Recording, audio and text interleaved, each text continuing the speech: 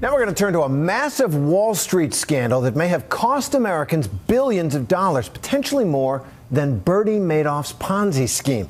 It involves everyday American investors pouring their money into what was supposed to be a big boom overseas, only to be in for an expensive shock. Here's ABC's chief investigative correspondent Brian Ross with the report.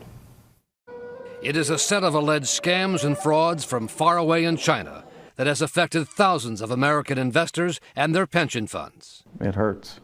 It does. And it strikes at the very credibility of the big stock exchanges, which allowed the Chinese companies to sell their stock here. Hundreds of billions of dollars still at stake. Yet when we went to get answers, no one wanted to appear in our report.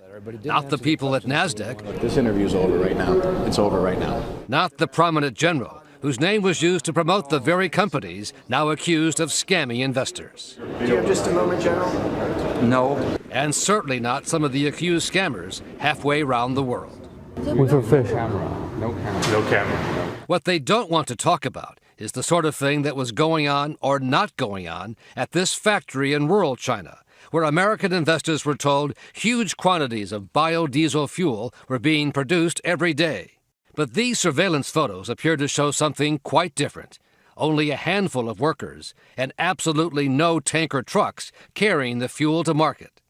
It was all a lie, according to investor lawsuits and the man who arranged the hidden camera across the street, John Carnes, a so-called short seller who profits when the value of a stock goes down. I filmed about 4 months, and during that period I found that they produced essentially nothing. Yet all the time, the company, China Integrated Energy, was selling its stock to unsuspecting American investors on the NASDAQ stock exchange. The company's top executives rang the closing bell 3 years ago. We are so pleased to welcome China Integrated Energy to the market site today. But back in China, investors say China Integrated Energy was pulling a fast one.